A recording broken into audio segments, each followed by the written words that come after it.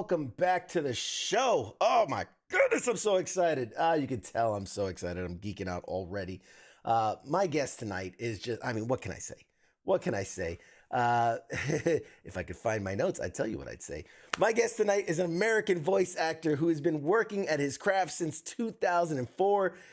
He became a transplant to Southern California that same year. He studied theater and mass communication at California State University and began working as a voice actor for local and regional advertising. He is probably best known for his role as the voice of Master Po on the Emmy Award-winning Kung Fu Panda, Legends of Awesomeness, taking over the role, obviously, from the actor Jack Black, as well as playing Tony Stark / Iron Man in various Marvel productions. He's worked in television, film, stage, new media, and live events, and he's here to tell us all about it. Everyone, please give a huge welcome to my guest tonight, the amazing actor, Mick Wingert, everybody. Yay! Hello. You make me sound incredible.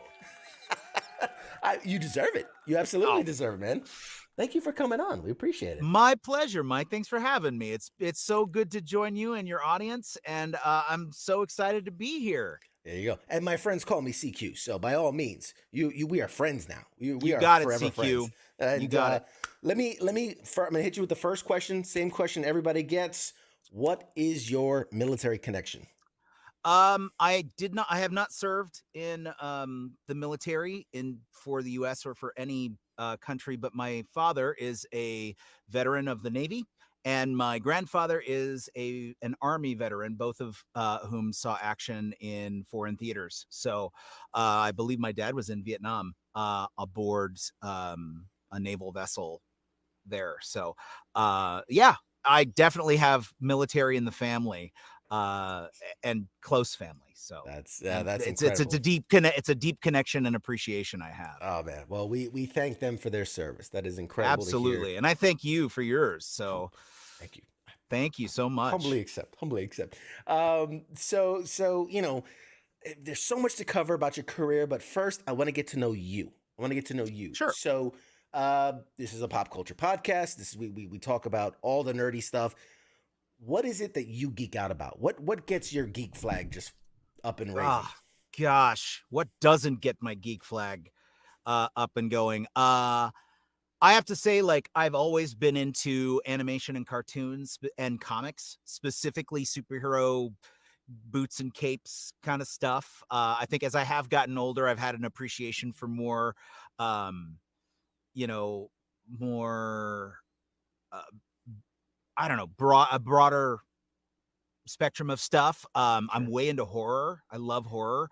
In fact, one of my favorite kind of on again, off again gigs right now is reading for and reading with the crew at No Sleep, the No Sleep podcast. Love that. Love those guys. And David Cummings, who's the EP over there, just runs a great community of creatives, and they put out excellent content for anybody who's a horror fan. But I love horror fiction. I listen to audiobooks. And in terms of pop culture, that's kind of where I'm at. I grew up going to the movies. I'm a Gen Xer, so like most of us, I have these golden misty memories of all the Spielberg films and the Lucas films and all the franchises that we all loved as kids, and we all went to the theater multiple times to see. So yeah, I mean, I'm kind of all up in the entertainment industry when it comes to pop culture. I love that kind of stuff. It's incredible. Yeah, that's awesome. I mean, and for someone to grow up with such a passion of and we're jumping ahead of ourselves, but to be able to grow up with such a passion for heroes and things like that, and then get the cat out of the bed. You're Iron Man, bro. You're like that's. I mean, right? What more can you aspire to be? as they continually promoted the Heartbreak Kid Shawn Michaels in the 90s, it's the boyhood dream realized, right? The boyhood dream finally comes true. He gets to be a superhero. Awesome. And definitely that's what it was for me. So that's so cool. Something else. Something I'm always curious too is obviously when you are when you have a certain celebrity status and you've created a name for yourself and you've booked work and you have a following, a big important part of that is how do you apply that following. So I'm always curious, are there any charities you support? Are there any things that you get behind, initiatives that you support, anything like that that you want to share at this point? Yeah, I think it's really important right now, to recognize kind of what a weird place we're in terms of the culture of the United States, and Western, what specifically the United States. I was going to say Western culture in general, but it doesn't. So, like, and I don't mean to draw lines with anybody in the audience, or Please. become offensive. One of the projects, or one of the charities that I and my wife support very vehemently, is the Trevor Project. Mhm. We feel like there needs to continue to be safe spaces for LGBTQ kids, Sure. and we have some in our family. Um, and what's really interesting is that, anybody who's heard an interview with me in the past, and kind of knows my background, is this is a big deal for me as a person, because my social views became different when it hit Mhm. home. Once it's almost like, having a military connection. Uh, it's one thing to have an opinion about the U.S. Mhm. military, and an opinion about what it stands for, and what it is, when it doesn't touch your life. Sure. And then when it does touch your life, you'll find at least I found my opinions were changing. So, like, this is a big shift for me, in a good way, I think, in terms of just understanding that we're all people, and Mhm. people need protection. That's awesome. And for me, that becomes a passion for me. I'm in a really popular video game, well, popular in certain circles. I'm in a popular video game, and recently there was some real unpleasantness with one of the voice actors, being basically outed for being a sexual predator. Mhm. And that was really unfortunate. And I feel like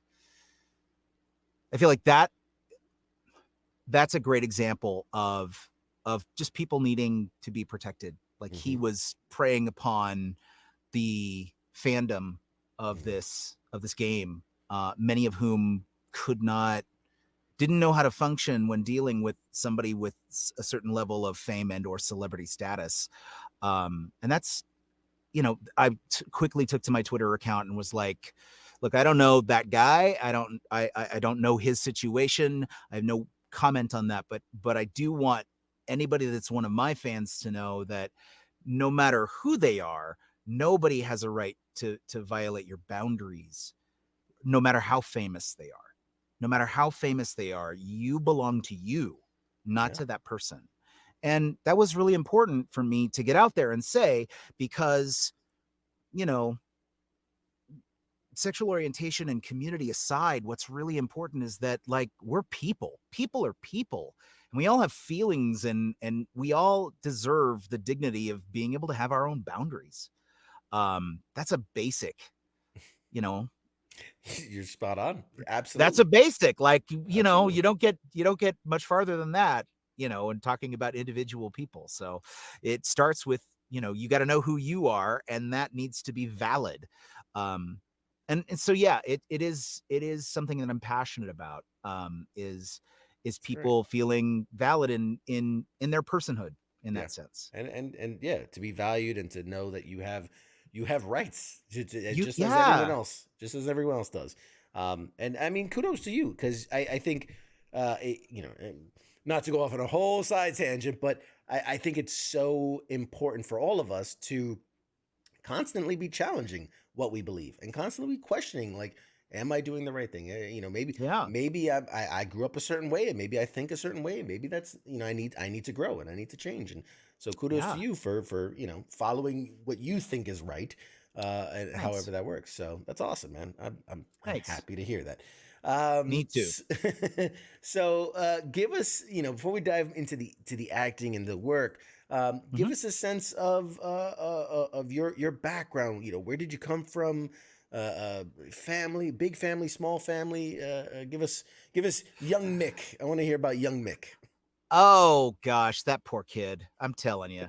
I grew up in a small town in central California called Fresno, which is not that small a town, but by California standards, it's pretty small. When you have a state with huge cities like Los Angeles, San Diego, San Francisco, Mm. where we're talking population in the millions, 500,000 people isn't that big a deal. And there's still very much a small town mentality. At least there was when I was growing up there. Um, Came from basically middle class, lower middle class, almost working class stock.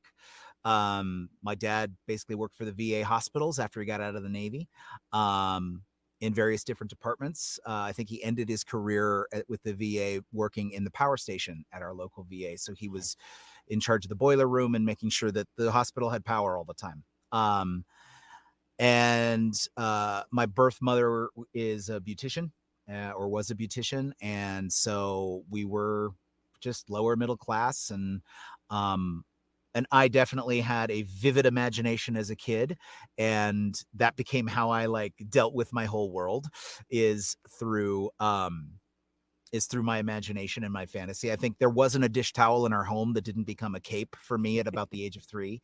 Sure. There wasn't a stick I found in the forest that wasn't a sword or a magic staff or some sort of fantasy weapon, as I would live action role play even by myself. Uh, these of course were way before the days of LARPing being a real thing. Right. But yeah, definitely games of make believe by myself or with my friends, and um, just wanting to play, Super Friends or Battle of the Planets or any of the, Relive or He-Man or GI Joe or any of those shows that were like super formative for me growing up. Because of that, my folks, being working class, they needed additional childcare in the summer, and knew that I liked making believe, and so they spent their hard-earned money on putting me in theater camps from about the age of 8 or 9, until 12 or 13. And then once I got to be about 13 or 14, I went to a performing arts high school, and I would do community theater kind of as my hobby. I was a actor kid, but on a small scale. It's not like I was in Hollywood. Like Right. now I'm directing a show, voice directing a show for Disney Junior, and I'm working with the Hollywood kids, and it's the same but it's way different. Right. I mean, they're all this is their version of doing community theater while they're growing up, but they Mm. just happen to be on, the Disney Channel. Small little thing. Yeah. Uh, you know, Small little venue. We're hoping people will tune Hoping. in, Yeah. right? So One day, so one day you the Disney Corporation will become something. it'll be We're it. just It'll We're be rooting big for one day. it. So I mean, so the passion for the acting and the character and the playing the characters came from a very young age. Do you recall, because I always think back, what did you want to be before like, okay, I want to follow the acting, it was Mhm. was was accountant, police officer. What was the realistic, what would you see yourself doing before the fantastic became reality?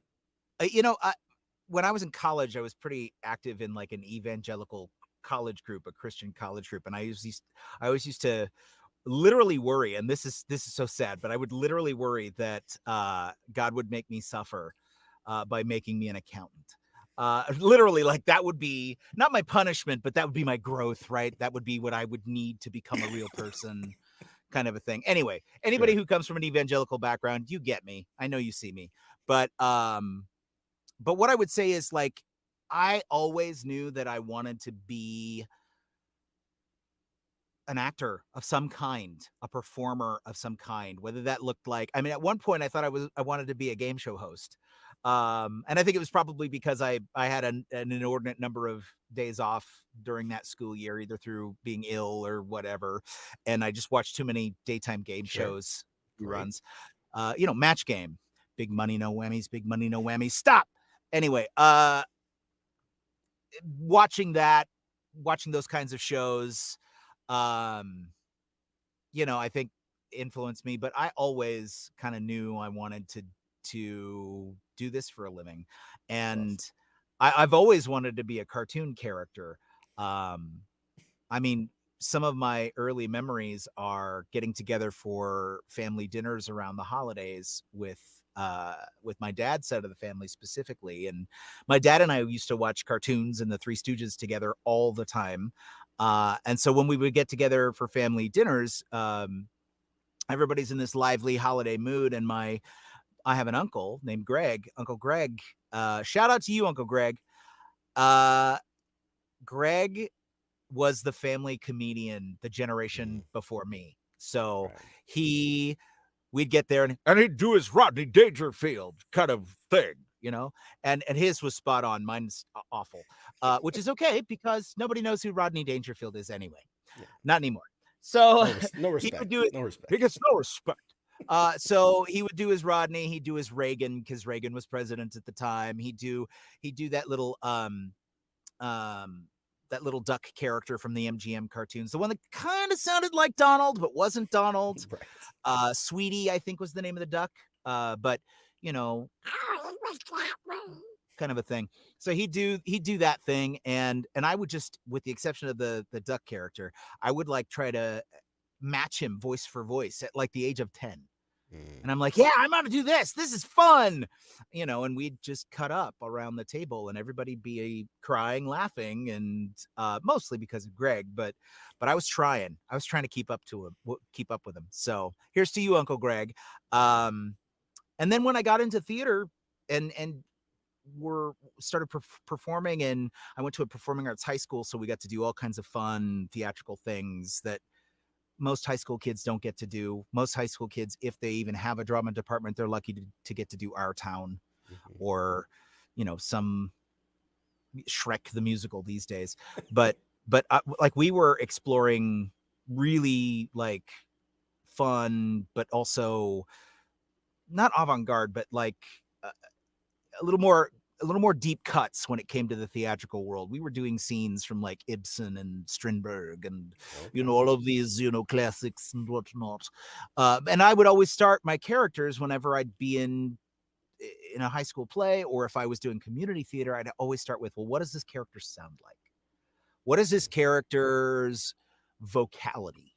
And actually, what I would say to a listening audience, if any of you are aspiring voice actors and you do have this kind of innate impressionism that kind of pops out of you at parties, I would say that's actually the worst place to come from when it comes to building characters and actually becoming a voice actor, because I've actually had to let go of some of that and relearn how to act in front of a microphone over my career in order for my career to flourish. mm, Meaning, like, you can't just do a voice, and I had to learn to stop basing my characters on voices, but instead find the way to give my characters a voice born out of who they are, like how they see the world, and that's a huge difference.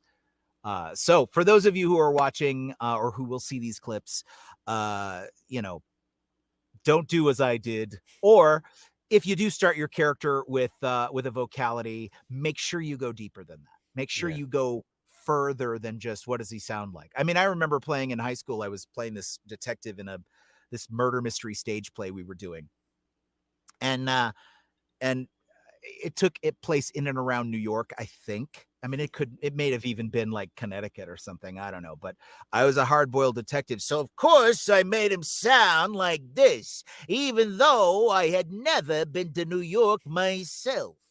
And like, I was doing this, like, Spot on. I don't know. This hard boiled New York detective, which if I had been savvy or if I had watched more old movies, you know, I probably would have done him like that, hard boiled and tired and weary. But instead, I was like, halfway to Bugs Bunny. Uh, A and it was little Pesci in fun. there too, you know. There's a little Pesci in there. You know, are you You're laughing at are me. you You're laughing laughing. at me? You're laughing at me. Yeah. Am I a clown to you? Anyway, so yeah, I'd start with that stuff, and then that was so fun for me that I would never go deeper on the characters. And now that I've learned that that's how I keep getting to do what's fun, Mm, I always go deeper on the yeah, characters. absolutely. Hey, getting masterclass tips out here, guys. Be paying attention. Write Telling notes. you, because your Uh, Homer Simpson impression is going to make everybody holler and hoot and laugh, or your Peter Griffin impression is going to make all the guys laugh at the party or at the bar.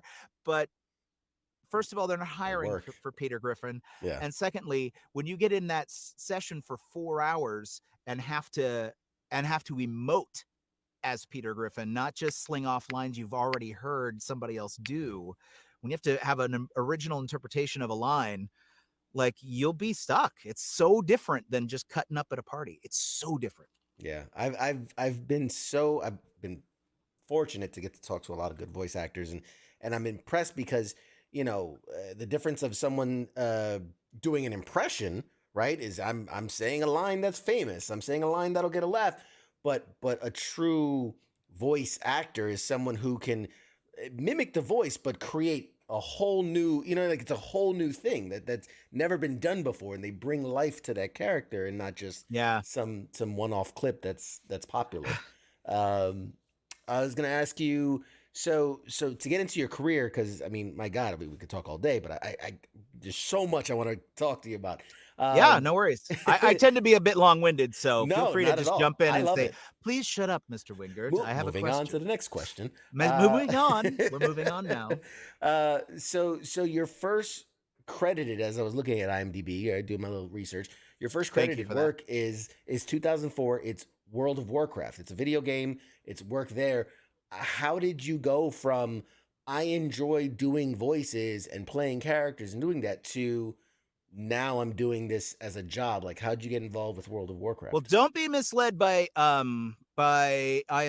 Oh So yeah. here's a little insider secret for you about IMDb is if you're involved in an ongoing IP, it will list the starting year. So let's say, well, in this case, 2004, I believe, is when they started crediting, Hmm. or they had their first either publication year ever, or it's the year that they gave to IMDb as their starting year, their release year.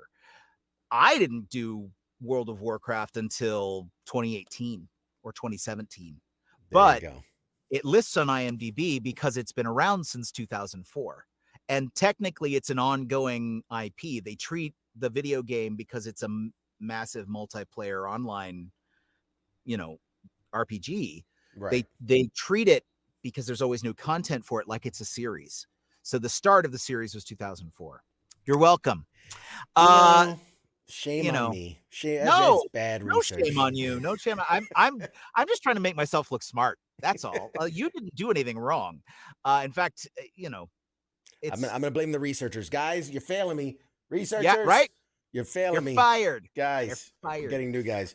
So to So answer your question yeah, though, take us like, back to the early stuff. yeah, how did I transition? Like, I think my first couple of gigs uh were actually in the Fresno area. I first transitioned by doing voices for local radio commercials. Mm, And that was the start of just getting behind the mic. And then when I decided I did come to Los Angeles in 2004. And when I decided to move down to Los Angeles, I thought, I've already done some commercials. I've even done a little character work, right? I did my Peter Lorre for a Got Chucks commercial. We were selling the Midnight Madness sale. Like, I thought, I got this is easy. I got this. I've already paid my dues. Let's get to work. mm. 4 years later, I had my first big break. So 4 years in Los Angeles of just throwing myself out there, building relationships with other pro voice actors, just as friends and or mentors, taking classes, paying those dues, because really what paying your dues is about, at least in the Hollywood environment, is becoming a known quantity. You've got to show people what you're capable of, and that happens over time. That's not an overnight thing. Very rarely Um, an overnight thing. yeah, Very well, rarely. yeah. The I've 1% always of the heard that 1%. every overnight success is a 10-year journey. And mine maps out to about that. It was in 2008 that I got my first big break, and it came twofold. I was cast as the lead in a pilot for Cartoon Network, which I ended up being replaced for anyway, so that didn't land, but it was a huge booking for me. It's the first time I'd ever been in Cartoon Network studios, and it was super cool. And that And gets your name then, out there too. right? And then the second break came to me through a good friend of mine in the business who's a saint of a person, the incredibly talented James Arnold Taylor, whom, if you haven't spoken to, you need to. And James was auditioning for a casting director that was looking for a Jack Black voice match for a video game that was going to come out around the same time as the first Kung Fu Panda film. And James said, "Hey, I don't really have Jack Black in my wheelhouse, but you should call Mick Wingert's agent because he sounds just like him and he could do this for you." And I had never done a Jack Black impression in my life, not one time. Not for James, not for me, not for anybody. In fact, I was only marginally aware of most of his work. I think at that point I hadn't even seen High Fidelity. Mm, I think I'd seen Shallow Hal once or twice, and School of Rock. I had seen School of Rock, which of I thought course. was hysterical. Great. But like, I was not a Jack Black aficionado. Right. But I think what it was is that James heard something in my voice that said Jack Black, Yeah. and he's got a great ear for that kind of thing. And so I got a call on a Thursday or a Friday, and spent the weekend watching DVDs of Jack Black movies. Back when DVDs were a thing. We were just moving to Blu-ray, but they were too expensive to buy, so Sure. we just bought everything on DVD. If you kids probably don't remember that. Needless to say, I spent the whole weekend doing that, and it was through paying those dues. It was through working on that craft by taking classes and realizing what it really took to do voiceover for more than a 30-second spot, a 30-second commercial, and learning the difference between doing a fun impression that is great at a party and actually voice matching a celebrity to the degree that people can't tell the difference. Yeah. There's a huge difference in those two skill sets. And learning that's how the transition happened. Along the way, I booked a couple of little indie video games. I think I was in a Japanese military game called Kessen 3 that's like set in feudal Japan. I was in the World Series of Poker video game as a Sure. couple of different characters. And these were all like really not under the table, but they were low budget Mhm. gigs. And so they were like non-union. It was for really, they were looking to take advantage of hungry up and coming actors to come and be the talent for these things. And it was a great way to get my foot in the door. So that's kind of how I made that transition. It was intentional. I moved here to do this, and then it was a matter of making network connections and learning how to do what it is that I wanted to do. Do you think that, given your work as a voice actor, um, that gives you, because when someone talks, I hear their voice, I hear them, Sure. and if there's something distinct about it, right? Like, oh, you got a weird accent, or you get, but do you hear a voice and you're like, it starts to, I don't know. I always think like it's like the Matrix, right? You're seeing the codes and you're learning like, oh, I can be that voice, I can do that thing. Yeah. Is do you see Sometimes that? it's kind of like that for me. It was really hard to learn how to do Jack Black, and I've told this story several times. So if you have viewers who have seen or heard an interview with me already, I apologize for repeating myself. But to your question, like, the word picture that works for me is instruments in an orchestra.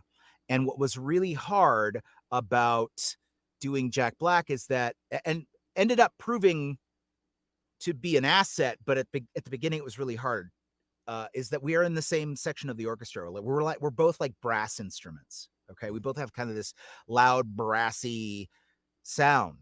Um, but when I but because I had spent my life doing other people's impressions, right? Doing Mhm. Dana Carvey, doing the church lady, doing, you know, I don't know, doing Uncle Greg, doing whoever he's Ronald Reagan.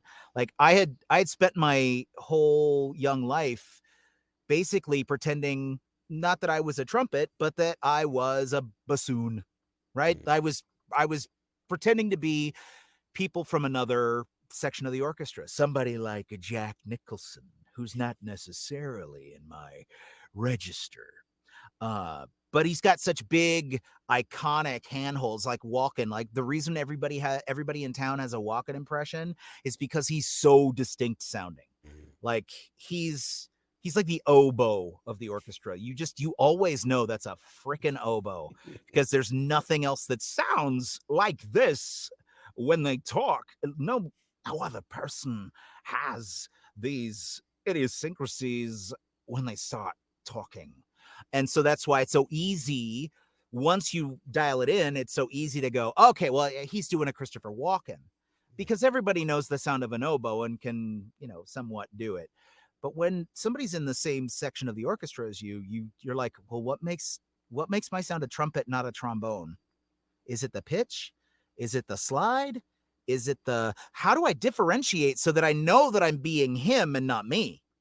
His voice is so close to mine that I didn't know. It was like, I don't know where to start. It's with Arnold, I know where to start. I start talking down here in the back of my throat like this. I put on the Austrian accent and things of that nature. And I cue into various different, catchphrases and this and that.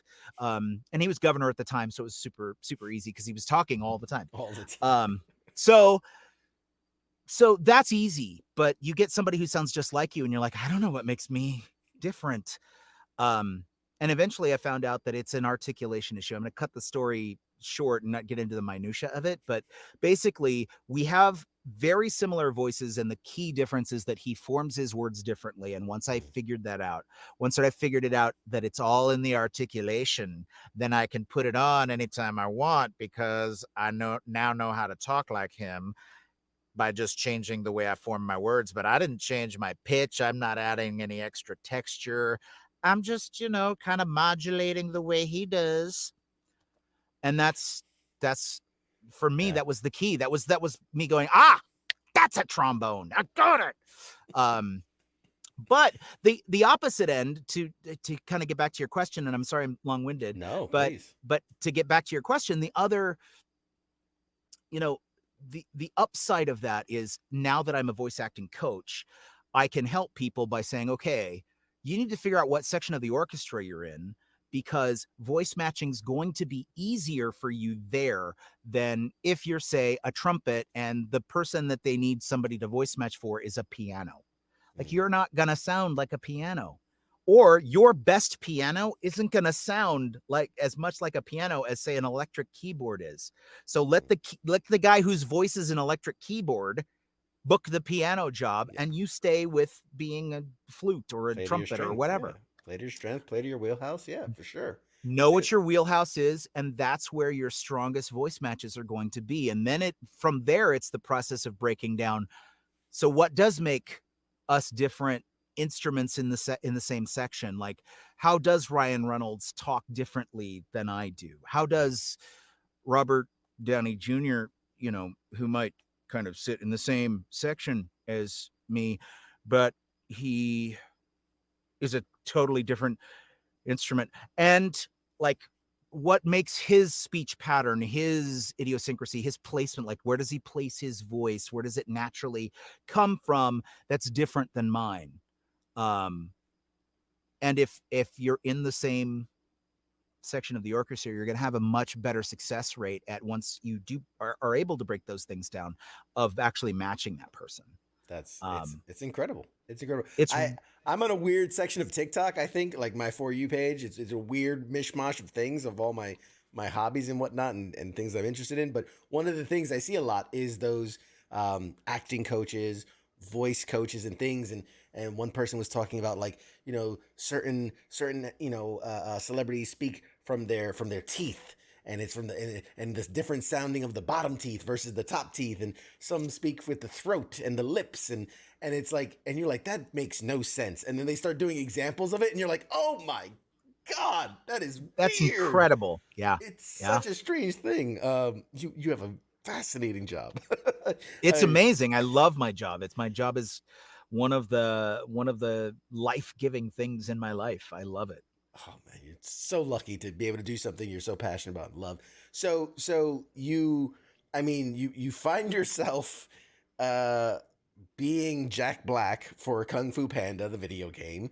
You start doing other work, and you've done Poe and different various characters for Kung Fu, the franchise, for years now.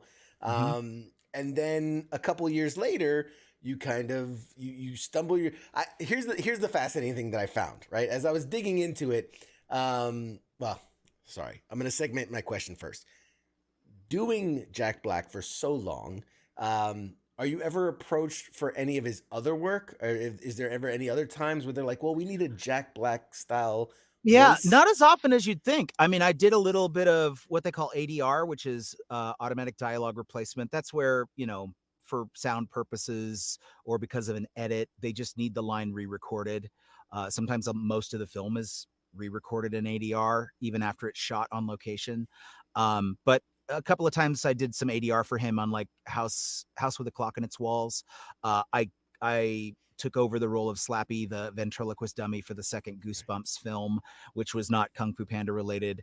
Um, but Do that you actually is have? fewer and further between than you might think. I, Uh, I feel like I've got a pretty spot on Jack Black, but either he does most of his own ADR um, or there's somebody else out there in the because it's what's really weird is sometimes that animation community and the feature film community hmm. don't cross pollinate. There are certain little pockets of the voice acting communities that don't necessarily overlap.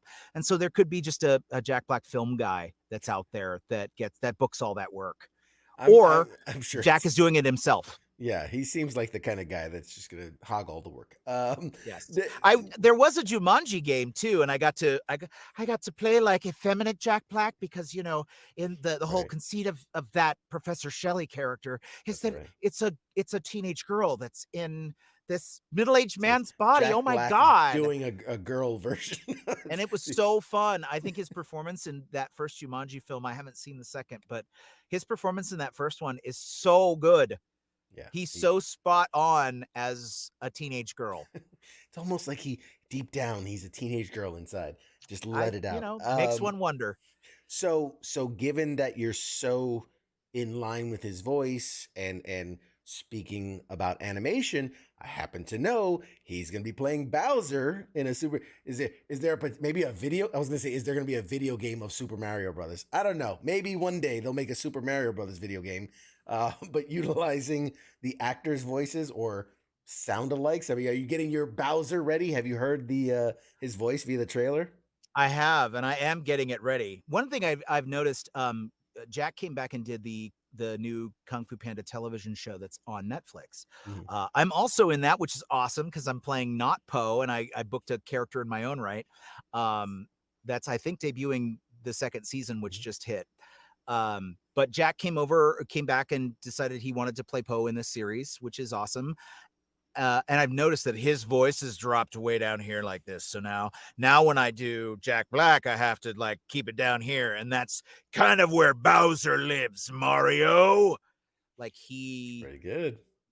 I like so that. I trying to be on. I have not been on call for anything. Even if I had, I couldn't tell you, Right. but I can tell you I haven't been on call for anything. And so to that end, I'm keeping it ready, but I have Yeah. yet to play in that Keep sandbox. just gotta be yeah, just gotta be ready. You have to be the opportunity meets was it luck and opportunity meets Preparedness, yeah, preparation. preparation. Yeah, one of those. So okay, so moving past the Jack Black of it all, which you're incredible at, by the way. Thank Um, you. obviously, as I'm looking through your work, I found this link, and so the first Marvel project that I could find, if Mhm. IMDb is to be believed, you were Scuttlebutt in the Avengers Earth's Mightiest Heroes Correct. 2012. which for those that don't know, that's like the ship that I think Beta Ray Bill was involved. Anyway, it's a long story, but so that's how you find yourself doing this Marvel project. When you do that, the very next thing you're doing is doing a voice like Iron Man. Did you see that? Did you ever think like, oh, like I can, like that's my wheelhouse. I can do an Iron Man. Like how does that go? How do you go from Scuttlebutt in Avengers to then playing, Iron Man shortly after? Wow, by way of playing Star-Lord in the Marvel Anime Disc Wars, and then through an open audition for Marvel Superheroes Frostfight. It was a 90-minute direct-to-video that they were doing for Netflix. This was pre-Disney Plus, and they already had their Avengers Assemble cast, and Adrian Pasdar had been playing Iron Man for several years at that point. But he's also an on-camera actor, so his schedule was always up in the air, and he wasn't always available to record in group with the cast because they would do group records for that show. Needless to say, for whatever reason, they had an open slot for the Iron Man character in this particular 90-minute video. And Iron Man wasn't the only one. Like, if you look at the credits for Frostfight, you'll see that while certain actors are reprising their roles from the Avengers Assemble cast, others aren't, and for what reasons I don't know. Like, for example, Captain America on Avengers Assemble was played by the inimitable Roger Craig Smith, who's incredible in that role, but he wasn't Captain America in Frostfight. I don't know why. I have no idea why. It was pre my time and not a decision I was made privy to. What I do know is Matt Mercer, who also worked in Marvel Animation and as various characters, played Captain America and did a brilliant job as well. So I don't know why Frostfight was casting the way it was, but it did. There was an open slot for Iron Man, and a general audition went out, and I was like, not the only, but the most significant portrayal of Iron Man I had ever seen was Robert Downey Jr. Sure.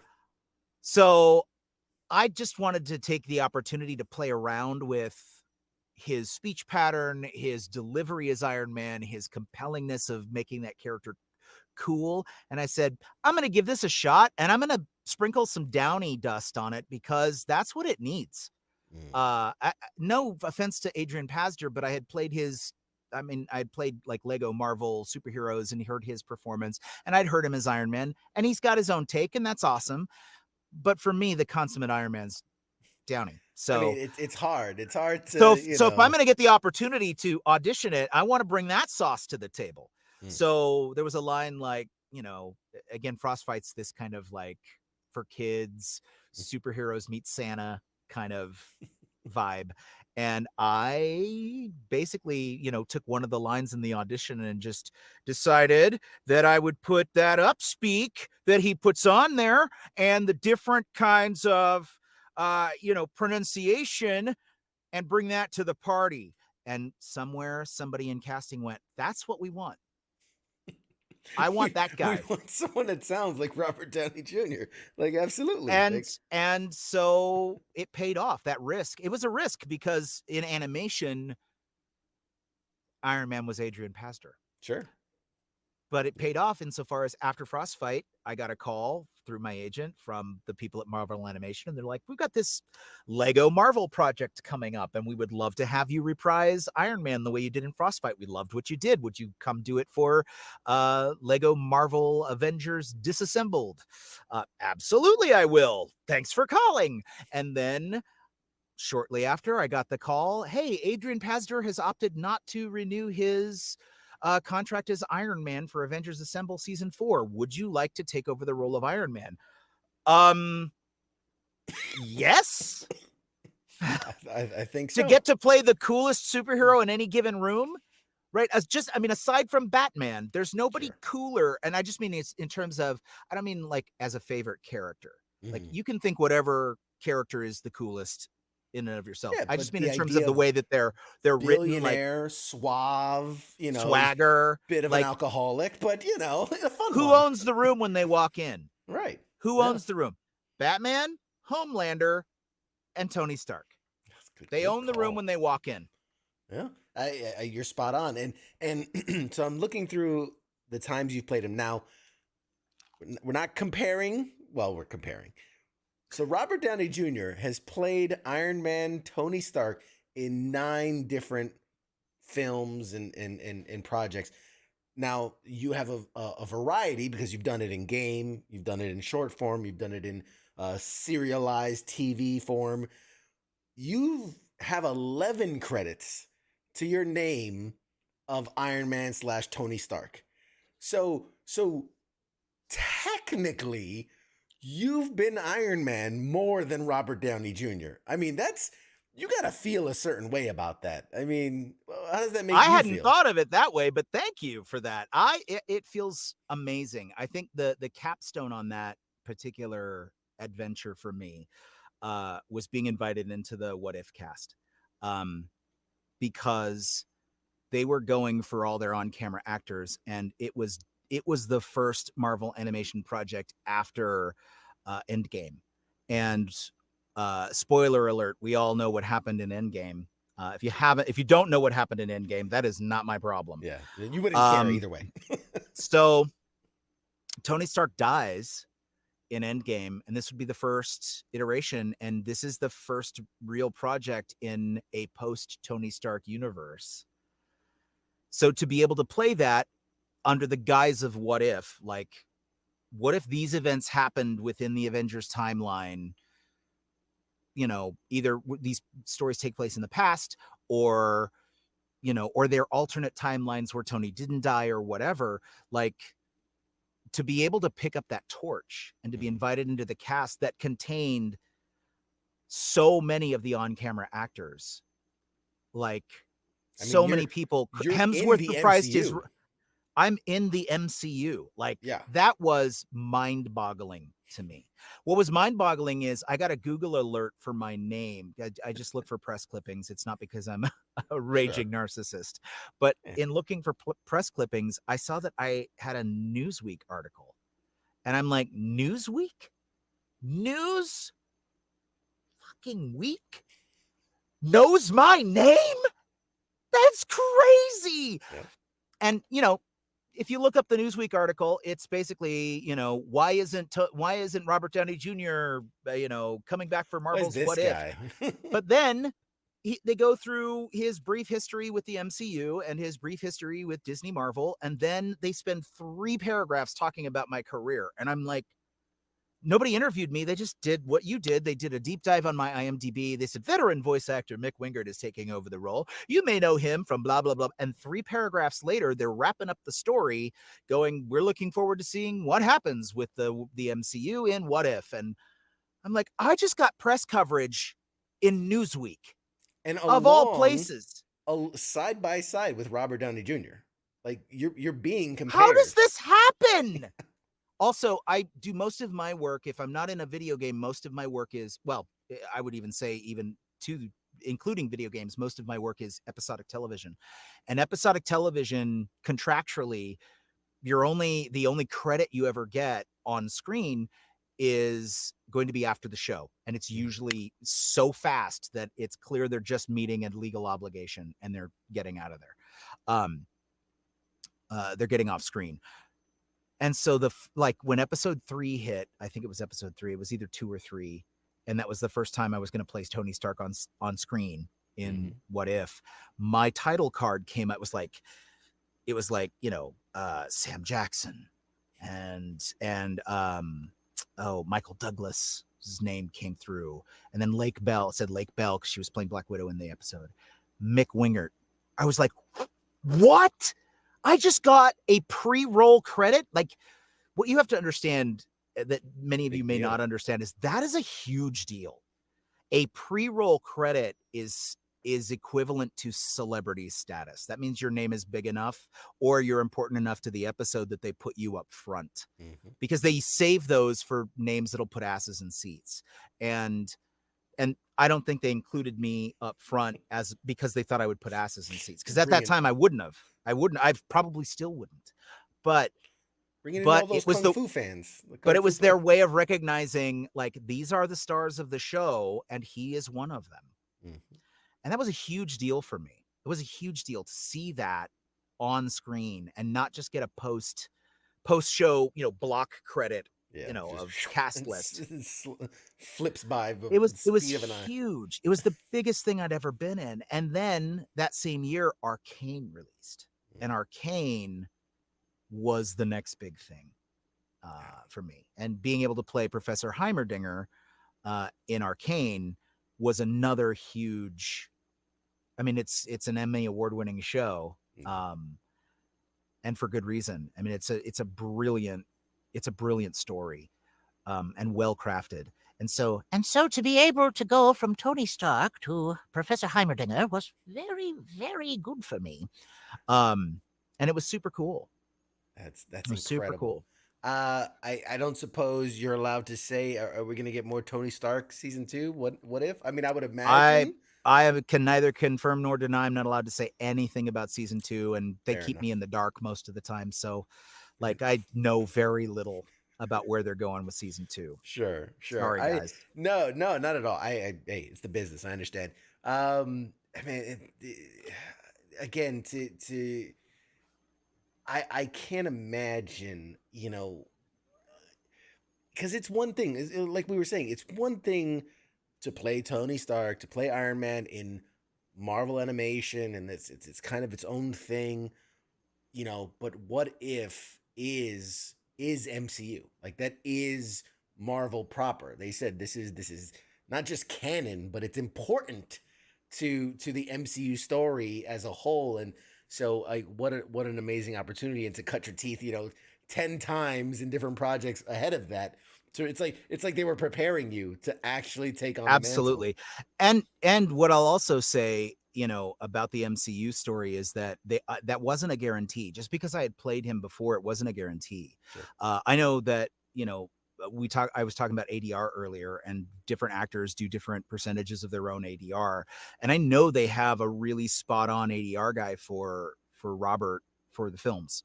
But doing ADR is different than doing original animation. Sure. Doing ADR is usually you copying a performance line by line, sometimes syllable by syllable. And I did a little bit of that for Robert in Spider-Man No Way Home. But I didn't. But beyond that, I hadn't done a lot. I didn't do anything for any of the Avengers projects or any of the other cameos that Tony had in any of the other films. And I know they had a solid guy that they went to for that. So, I mean, there was no guarantee that I was going to get the Right. nod on What Just because If. you've done it before doesn't mean they're going to use you again. Yeah. Yeah. And what I was told was that it came down to being able to act the original scripts, being able to carry the emotional tone of the moments that they were going for, um, with a performance, with the creative performance, right? Not a replicating performance, but being able to lay it down. And that's how I got the nod, is that they really liked what I was doing and felt like it was strong from an acting perspective. So again, not casting any aspersions on anybody else. I don't know No, what of they thought course. of anyone else, but they did tell me that was what got me in the room. Well, it's because And it's that sorry. that was No. that was kind of a compliment. I was like, wow, it's kind of Yeah, intense. it makes sense. No, it's one thing to, oh, you can sound like this guy, and it's a whole nother thing to say you can bring that person's, je ne sais quoi, to the role. Like you can Excuse me. really bring that person to life in that character. So I mean, that's so incredible. And not to say all just Marvel, you've also done a little DC work, right? You were Vigilante in the Arrowverse, and now I'm as much of a Marvel guy as I am. I love the Arrowverse. I was a big fan of Arrow, and very fond memories of Vigilante, the character. What was that like, voice acting a live action person? I mean, I'm sure that had to be a That was tricky super experience. fun because it was ADR, but it was an original performance. Mm, Unlike, it wasn't like I was matching a celebrity who had already voiced him. Um, we were replacing, the stuntman was on location doing the dialogue live, for the scene, for the shooting. But they knew they weren't going to use his performance, even when they they had him do the lines. That was for the other actor in the scene, Right. to be able to play off of. And for me, it was super fun. It was fun to join the DC universe through the Arrowverse properties, because they do have such a devoted fandom. I love getting to be the guy that says you failed this city. And really, it was my dime store Batman, but it was uh, vigilante enough for them to go, yeah, that's what we're looking for. Yeah. Yeah, we want him Menacing. to sound like that. You are Menacing. menacing. Yeah. So that was kind of fun. Plus I have, one of my good friends, David Sobolov, is Gorilla Grodd in The Flash, which is also an Arrowverse show. And so to be able to just, talk about working with the CW guys and how easygoing they are and how complimentary they are, it was super fun. It also was the first time I'd ever met Michael Dorn. Okay. Michael Dorn was going in to cover his ADR. I think he plays Prometheus on the show. And he was coming out of his session as I was going into mine, and I had to get a photo with him. I'm like, "You're Michael Dorn, you're Worf. You're amazing." We all have our star moments. We all have, we all get starstruck. Absolutely. We all have Even fans. those of us in the industry will sometimes go, "Oh my God, you're so and so. I can't believe I'm working with so and so. Yeah. Such a big fan. I love what you do. Such a big fan." And I was gonna say now, and you have the ability too with your friend. You can be like, what would it sound like if Gorilla Grodd, fought Vigilante, and then the two of you, Right? you can just go at it, fan cast your own there. That's right. If I didn't think it'd affect my career, I would go out and do some fan dubs. Very nice, very nice. With David, that would be fun. Oh my God, I'm already really wow. We're just about at time. I got a couple more questions if I can hold you a minute or two longer. Just a minute or two, but yeah, let's shoot for it. Let's see what we can do. I know recently, aimed more at kids, obviously, but I saw you have Bat Wheels, and you're voicing the Joker. Now, again, this is a kids show, so it's it's its own take on it and whatnot. But again, that is a prolific voice. That is a it's earlier actually. Somebody in the chats that put it earlier, and I forgot to mention it. That they said you have a very similar Mark Hamill voice in the way that you sound. So when you get the opportunity to play a Joker, where are you pulling the inspiration from? What kind of Absolutely Joker? from Mark Hamill. I'm stealing everything I can from Mark because he does the consummate Joker. But specifically for Bat Wheels, what's important for Bat Wheels is that the Joker isn't threatening for the kids. The last thing you want to do is have a show aimed at preschoolers that then gives them nightmares. Parents across the country will boycott you. Yeah. So all the villains have to be nerfed, and they have to be fun, and they have to be somewhat lovable, even in their villainy. So what happens, and this is not just the DC universe, this isn't just the Marvel universe, Sure. this goes across the board in preschool entertainment. You have kids at the age that we're targeting, which is like 2 to 6. In that age range, they are what's known as concrete thinkers. It's a stage of brain development. They struggle with abstract thought. If something exists on TV, it exists in the real world. So, and that's just the human brain development. You can't change that. It's like that's physiological. So we have to, so across the board, everything has to be de-intensified. And the great thing about a show like Bat Wheels is that you keep some high stakes drama. You're able to keep it high enough stakes to keep older siblings and or parents involved, and to speak up to the kids to help them in their brain development without talking down to them like, point out the blue block. Yeah. Where's the blue block? Like, there's a place for those shows. Bat Wheels is not it. And I'm glad. But when I play the Joker on Bat Wheels, I'm borrowing from Mark Hamill. I'm borrowing a little bit from Cesar Romero. I'm borrowing a little bit from Stewie Griffin, if you're listening closely enough. But he's safe and approachable. What's important about this version of the Joker is that he's the clown prince of crime version. The safer, more prankstery. Sure. He's silly. Silly, elaborate, pun-based heists like you used to see in the 50s and 60s comics, which is what led to, the campy Batman, 66 show.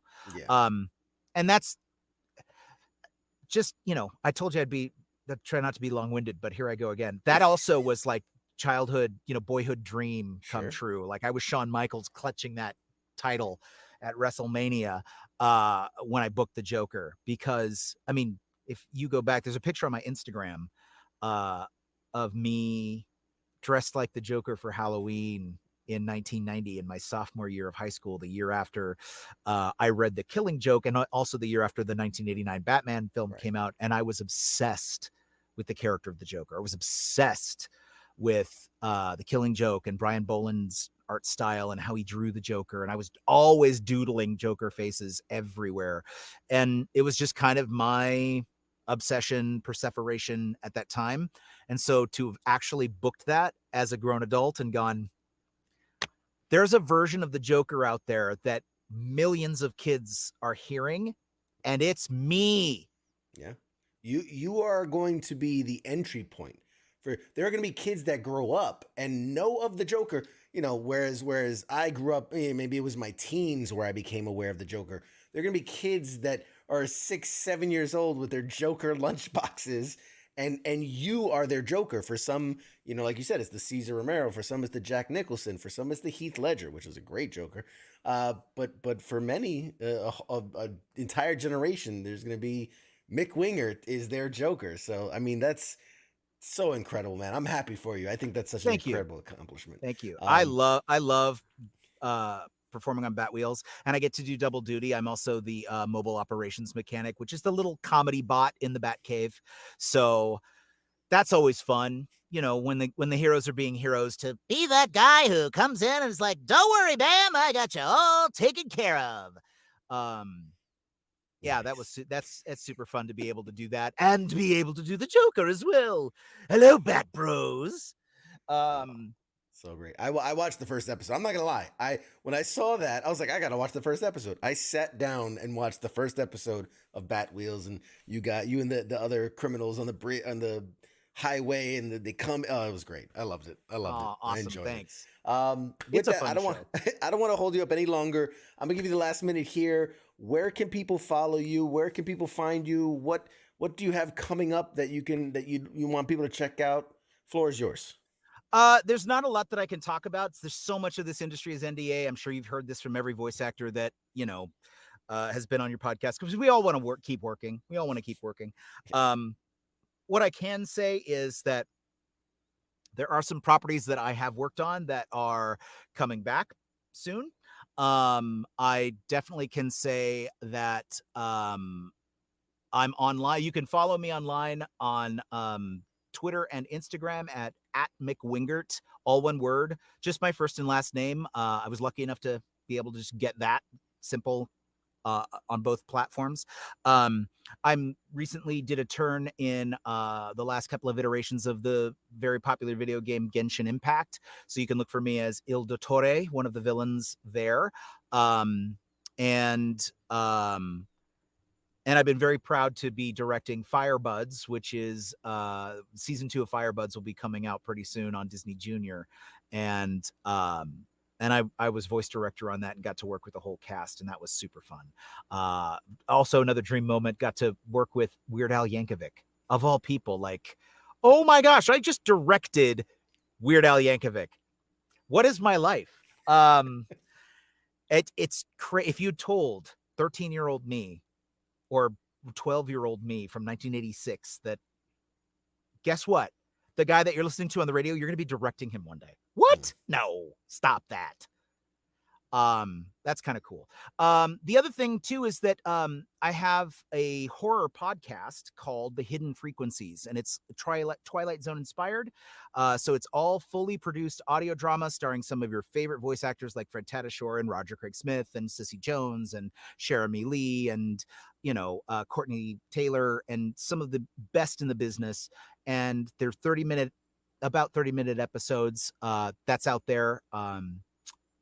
At all the places that you would hear your podcasts. Again, it's called The Hidden Frequencies, like radio frequencies that are hidden from you. And it's my love letter to the Twilight Zone.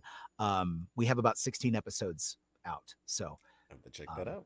it's a passion project I've been doing since 2018. It's slow. It's not a monthly podcast or anything, but certainly can't compete with your your viewership, but we're also not making that much content. We all get busy, so. Yeah, But it is out there, and I would love for your viewers to take a listen, and hopefully they'll enjoy that too.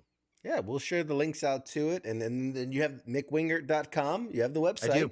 People can find more about you and get private sessions and things like that.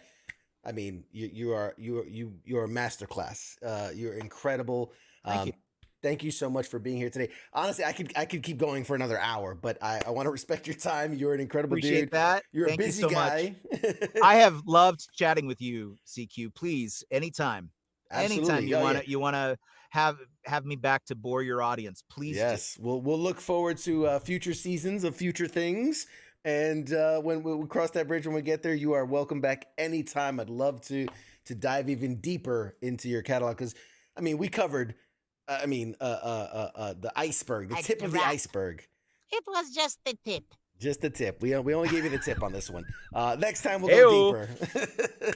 All right, guys. I'm gonna go say goodbye to my guest. This has been Mick Wingert. Check him out on all the places he mentioned. Check out the website and check out his stuff. We're gonna keep supporting him and hope that he comes back soon in the future. In the meantime, I'm gonna toss to a short break, and we'll be back with more right after this. Thanks. Thank you.